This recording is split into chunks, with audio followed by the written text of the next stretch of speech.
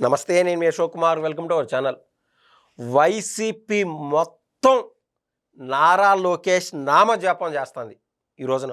స్పష్టంగా ప్రస్తుతము వాళ్ళు నారా లోకేష్ నామజపం ఏ విధంగా చేస్తున్నారు, అసలు ఏ కాన్సెప్ట్తో చేస్తున్నారంటే, నారా లోకేష్ గారు అతి త్వరలో సీఎం అవబోతున్నాడంట. దీనికి సోషల్ మీడియాలో కొంతమంది మీమ్ పేజెస్లో ఏం చేస్తున్నారంటే, నారా లోకేష్ సీఎం అవుతాడు, వైసీపీ వాళ్ళకి అంటున్నారు. అది ఏం లాజికో నాకైతే అర్థం కాలాగిని. అంటే జగన్మోహన్ రెడ్డి గారిని వైసీపీ అధినేతగా వాళ్ళు చూడట్లేదు, పూర్తిగా జగన్మోహన్ రెడ్డి గారిని వైసీపీ అధినేతగా వాళ్ళు చూడట్లేదని మనకైతే స్పష్టంగా అర్థమవుతుంది. ఏది ఏమైనా కూడా తప్పని పరిస్థితుల్లో అటు జనసేన వాళ్ళు ఇటు టీడీపీ వాళ్ళు ఆ గేట్లు ఎత్తకపోవడం మూలాన ఇప్పటికీ అనేక మంది పెద్ద నాయకులు వైసీపీలో ములుగుతున్నారు వాళ్ళకి కూడా. అందువలనే నారా లోకేష్ గారన్నా పవన్ కళ్యాణ్ గారన్నా వాళ్లకు చెప్పలేనంత అక్కసు పెంచుకున్నారు. ఏదేమైనా కూడా ఓవరాల్గా నారా లోకేష్ గారిని వాళ్ళు సీఎంగా చూస్తున్నారు. ఇదే గతంలో పరిస్థితుల్లో నారా లోకేష్ గారు పేరెత్తుకున్నా కూడా, పవన్ కళ్యాణ్ గారు పేరెత్తుకున్నా కూడా ఇదే వైసీపీ వాళ్ళు అన్నటువంటి మాటలేంది. ఆర్కే రోజా గారు అయితే వాడెంత ఈడెంత పప్పు అంట ఇంకొకటంట. అదే మాత్రం ఇంకా పవన్ కళ్యాణ్ గారి గురించి ఎత్తితే అంత దమ్ముందా, నీకంత దమ్ముందా, ఇంకా ఇంకొక మాటలు రకరకాలుగా అన్నప్పుడే కదా పవన్ కళ్యాణ్ గారు క్లియర్ కట్గా రియాక్ట్ ఏమన్నారు, ఆఖరికి నువ్వు కూడానా ఛీ అని పవన్ కళ్యాణ్ గారు రియాక్ట్ అవ్వడం జరిగింది. అదేవిధంగా కొడాలి నాని అనేటువంటి వ్యక్తి అయితే గతంలో నారా లోకేష్ గారు పిల్లల సమస్యలపైన, పిల్లలు ఎటువంటి బాధలు పడుతున్నారు, ఇప్పుడున్నటువంటి ప్రభుత్వము ఆ స్కూల్ బ్యాగులు కరెక్ట్గా ఇస్తుందా, మధ్యాహ్న భోజన పథకంలో సరైన క్వాలిటీ ఫుడ్ ఇస్తున్నారా, ఇలా అనేక రకాలుగా పిల్లల యొక్క బాధలు సాధక బాధకాలు తెలుసుకోవడానికి ఆయన జూమ్ మీటింగ్ పెట్టాడు. ఆ రోజు ఏదో ఒక కాన్సెప్ట్తో ఆయన పెట్టాడని కాదు, ఆ రోజు ఆయన వేసినటువంటి ఫౌండేషన్ అంటే ఆయన మనసు ఎంత క్లారిటీగా ఉండదు చూడండి. పిల్లలతో సమస్యలు తెలుసుకున్నాడు. ఈ రోజున అదే కదా ఇంపాక్ట్ అవుతుంది, సమాజం చూస్తుంది ఇక్కడ వాస్తవంగా నారా లోకేష్ గారు ఏం చేస్తున్నారని చెప్పి. ఈ రోజున ఐటీ శాఖ మినిస్టర్గా బయట నుంచి కంపెనీలు తీసుకొస్తున్నారు. అదేవిధంగా ఒక విద్యాశాఖ మినిస్టర్గా ఆయన పిల్లల సమస్యలన్నీ సాల్వ్ చేసి మన రాష్ట్రంలో లిటరసీ రేటు పెంచే విధంగా, అదేవిధంగా మధ్యాహ్నం క్వాలిటీ భోజనం ఉండే విధంగా, ఇంటర్మీడియట్ పిల్లలకు కూడా భోజన పథకం అప్లై చేసే విధంగా, ఏవెనో మేనిఫెస్టోలో అటువంటి ఇంటర్ పిల్లలకు భోజనం ఇస్తాము పెడతాము అని చెప్పకపోయినా కూడా నిజంగా సొంత బిడ్డల మాత్రం రాష్ట్రంలో ఉన్నటువంటి ఈయనకి ఏదైతే మంత్రివర్గం ఉన్నదో అందులో 100కి 100 పాళ్ళు ఆయన పనిచేసుకుంటా తనదైన శైలిని ముందుకెళ్తానే ఉన్నారు. ఇంకా అదేవిధంగా వీళ్ళు కొత్తగా తెరలేపినటువంటి మాట ఏంది, సీఎం నారా లోకేష్. ఎందుకంటే ఇప్పుడు మళ్ళీ పవన్ కళ్యాణ్ వర్సెస్ నారా లోకేష్ అనేది వీళ్ళు ఖచ్చితంగా వీళ్ళు ఆ యొక్క వైషమ్యాలు సమాజంలో రేకెత్తించడానికి, కొన్ని కులాల మధ్య గొడవలు పెట్టడానికి వైసీపీ వాళ్ళు ఎక్కడా లేనటువంటి దురదతో నారా లోకేష్ గారు జపం చేస్తూనే ఉన్నారు. అసలు ఈ కాన్సెప్ట్ ఎందుకు వచ్చింది? నెంబర్ 1, మొన్న బీహార్ ముఖ్యమంత్రిగా ఉన్నటువంటి నితీష్ కుమార్ ఎవరైతే ఉన్నారో ఆయన్ని తీసుకెళ్ళి కేంద్రంలో రాజ్యసభ ఇప్పించి రైల్వే శాఖ మినిస్టర్ ఇవ్వబోతున్నారు రేపో మాపో, స్పష్టంగా అర్థమవుతుంది. ఇదే కోవలో సీనియర్ నాయకుడైనటువంటి సీఎం అంటే చంద్రబాబు అంటే సీఎం, ఆయన ప్రతిపక్షంలో ఉన్నా ఏ స్థాయిలో ఉన్నా కూడా ఎప్పటికీ ఆ పేరంటూ ఆయన స్పష్టంగా సంపాదించుకున్నాడు నారా చంద్రబాబు నాయుడు గారు. అనేక సినిమాల్లో కూడా ప్రతిబింబిస్తూనే ఉంటుంది అనమాట నారా చంద్రబాబు నాయుడు గారి పేరు. సీఎం అంటేనే నారా చంద్రబాబు నాయుడు ఫోటో చూపిస్తూనే ఉంటారు.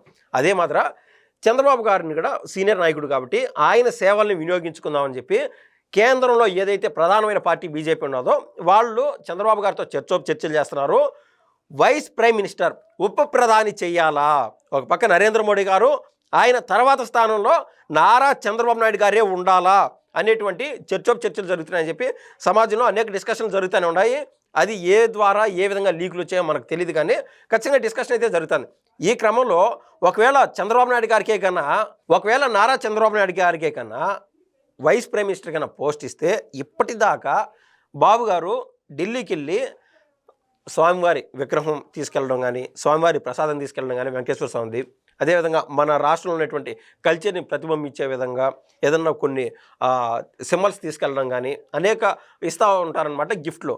ఆ మాదిరి ఇప్పటిదాకా అక్కడ పోయి మినిస్టర్లతో కలిసి, సార్ మాకు పలానా చోట 4,000 కోట్లు అవసరం ఉండదు, ఇది కేంద్రం గతంలో పట్టించుకోలేదు, మీరు చూడండి సార్, మాకు ఆ రోడ్ల వ్యవహారం ఉన్నది సార్, మాకు ఈ మాదిర వాటర్ ఫెసిలిటీస్ కావాలా, అదేవిధంగా రోడ్లు అత్యధికంగా ఫాస్ట్గా వేయడానికి పలానా మిషనరీ కావాలా, దానికి కేంద్రం నుంచి పలానా సబ్సిడీ కావాలని చెప్పి 4,000 కోట్లు, 8,000 కోట్లు, 12,000 కోట్లు, 3,000 కోట్లకు ప్రతి దానికి పలానా మినిస్ట్రీని కలిసి అడిగేటువంటి పరిస్థితి ఉన్నది. ఏమైనా ముఖ్యమంత్రి స్థాయిలో ఉన్నటువంటి నారా చంద్రబాబు నాయుడు గారు కూడా. అయితే రేపు మాపు నుంచి ఏమవుతుందంటే ఒకవేళ బాబు గారికే కన్నా ఉప ప్రధాని పోస్ట్ కన్నా లభిస్తే ఈ మినిస్ట్రీలందరూ సెంట్రల్ మినిస్టర్లందరూ బాబు గారి దగ్గరికి క్యూ కట్టాల్సినటువంటి పరిస్థితులు ఏర్పడతాయి. అది వాస్తవంగా ఇప్పుడు దాకా ఒక లెక్క, తర్వాత ఒక లెక్క అన్నట్టు.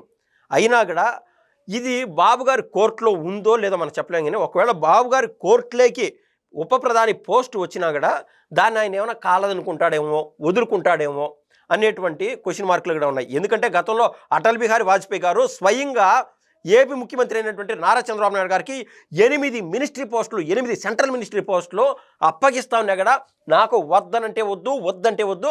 మిగిలిన వాళ్ళు మన కూటమిలో ఎవరైతే ఉన్నారో జయలలిత గారు, ఇంకా నవీన్ పట్నాయక్ గారు, చాలామంది అనేక మంది ఈ కూటమిలో ఉన్నారో ఆ మినిస్ట్రీలు వాళ్ళకివ్వండి. ఇచ్చినప్పుడు మామూలుగా నా దగ్గర నాకు మినిస్ట్రీ లేకుండా పర్లేదు, వాళ్ళు సాఫల్యం చెందుతారు, వాళ్ళు తృప్తి చెందుతారు, వాళ్ళు మన కూటమి నుంచి బయటికి వెళ్ళరు, తద్వారా మన పార్టీ ప్రభుత్వంలో ఉంటుంది అనేటువంటి పెద్ద మనసుతో ఆయన మినిస్ట్రీ పదవులు కూడా వదులుకోవడం జరిగింది ఆ రోజున బాబు గారు. ఏదేమైనా కూడా ఆ క్రమంలో అప్పటికి ఇప్పటికీ ఆయన ఏదే చెప్తున్నాడు, కేవలం రాష్ట్ర ప్రయోజనాలు మాత్రమే నాకు ఇంపార్టెంటు, రాష్ట్ర ప్రయోజనాలు మాత్రమే ఇంపార్టెంటు అని చెప్పి ఆయన భీష్మించుకొని కూర్చున్నారు. అయితే ఈ లాజిక్లో, ఈ కాన్సెప్ట్లో ఒక పక్క నితీష్ గారిని సెంట్రల్ లేక్ తీసుకున్నారు, అదేవిధంగా బాబు గారిని కనుక సెంట్రల్ లేక్ తీసుకొని ఎన్డీఏ కన్వీనర్ పోస్ట్ ఇస్తారు. ఈ ఎన్డీఏ కన్వీనర్ పోస్ట్ ఇచ్చిన తర్వాత ఎవరైతే ఈ తమిళనాడులో ఉన్నారో డిఎంకే అధినేత అయినటువంటి స్టాలిన్ కావచ్చు, అదేవిధంగా బిజు పట్నాయక్ గారు ఇప్పుడు ప్రస్తుతం ప్రభుత్వంలో లేరు ఒరిస్సాలో, ఆయన కావచ్చు, ఒరిస్సాలోని బిజు పట్నాయక్ గారు, ఇలాంటి వాళ్ళతో, అదేవిధంగా ఒకవేళ అటువంటి పరిస్థితుల్లో మమతా బెనర్జీతో గారితో మాట్లాడాల్సింది అక్కడ, అదేవిధంగా ఉత్తరప్రదేశ్లో సమాజ్వాదీ పార్టీతో కావచ్చు, అంటే అనుకోని పరిస్థితులు ఎటువంటివి వచ్చినా కూడా వాళ్ళందరినీ ఎన్డీఏ సైడ్ మళ్ళించేదానికి బాబు గారి దగ్గర అస్త్రాలు ఉంటాయి. ఆయన మాటతో కావచ్చు, ఆయన చాకచక్యంతో కావచ్చు, ఆయనకున్నటువంటి చాణక్యంతో కావచ్చు, ప్రతి ఒక్కరిని కూడా ఎన్డీఏ గొడుగు కింద చేర్చగలరు. హీఈస్ ద రైట్ పర్సన్ అని చెప్పి సెంటర్లో ఉన్నటువంటి ఆ పార్టీలు భావిస్తున్నాయి. ఎన్డీఏ కన్వీనర్గా బాబు గారిని చేస్తే బాగుంటుంది. ఒకవేళ ఆయన ఆ పని చేయడానికైతే it's a great thing truly. అయితే ఆ క్రమంలో ఆయనకి ఒక మంచి పదవి ఉండాలి కాబట్టి ఆయన ఖ్యాతిని పెంచే విధంగా ఆ పదవి ఉప ప్రధాని అయితే బాగుంటుందని చెప్పి అందరూ భావిస్తున్నారు. ఒకవేళ బాబు గారు కన్నా సెంట్రల్ కన్నా వెళ్తే ఇక్కడ వైసీపీ వాళ్ళు గిజాలు ఆడిపోతారనమాట.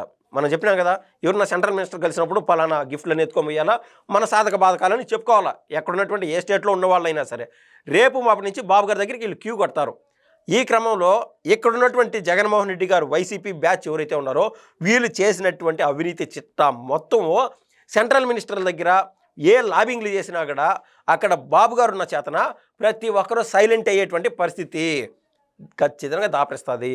బాబు గారు ఢిల్లీలో మరోసారి ఆల్రెడీ చక్రం తిప్పుతున్నారు, మరోసారి పూర్తి స్థాయిలో చక్రం తిప్పగలుగుతారని చెప్పి చాలామంది భావిస్తున్నారు.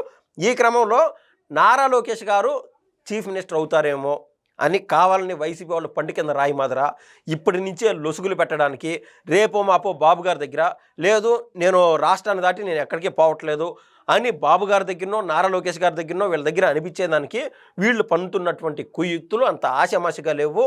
సో ఏదేమైనా కూడా కడుపు మంట అంటున్నాం కదా, వీళ్ళు నారా లోకేష్ గారంటేనో పవన్ కళ్యాణ్ గారంటేనో వీళ్లకు అంత పూర్తి స్థాయిలో సీరియస్గా తీసుకున్నారో లేదో వాళ్ళకి తెలియాలా. కానీ బాబు గారి కన్నా సెంట్రల్ కన్నా పోతే వీళ్ళ పని నిమిషంలో కట్టయిపోతుంది అనేటువంటి భయం పూర్తి స్థాయిలో పట్టుకుంది. అందువల్లనే పవన్ కళ్యాణ్ వర్సెస్ నారా లోకేష్ అనేటువంటి ఎలివేషన్ తీసుకురావడానికి వైసీపీ వాళ్ళు పూర్తి స్థాయిలో తనమునకలైపోయి జగన్మోహన్ రెడ్డి గారిని ఎలివేట్ చేయడం కంటే వీళ్ళిద్దరి మధ్య గొడవలు సృష్టించడానికి, ఆ గొడవలు ఉన్నాయని ఆ ప్రలోభాలు పెట్టడానికి, జనంలో ఆ డిస్కషన్ చేయడానికి వీళ్ళు ప్రయత్నం చేస్తున్నారు. ఏదేమైనా కూడా అసెంబ్లీ వేదికగా కూడా ఒక తల్లి నుంచి ఇద్దరు పుట్టకపోవచ్చు, నా తమ్ముళ్ళు అంటోడు నారా లోకేష్ గారు అని చెప్పి పవన్ కళ్యాణ్ గారు చెప్పడం, అనేక వేదికలపైన స్వయంగా నారా లోకేష్ గారు నా అన్న పవన్ కళ్యాణ్ గారు అని అనేక సార్లు చెప్పినారు. ఇవన్నీ కూడా అందరూ గుర్తుపెట్టుకోవాలని చెప్పి నేనైతే భావిస్తున్నాను. ధన్యవాదాలండి.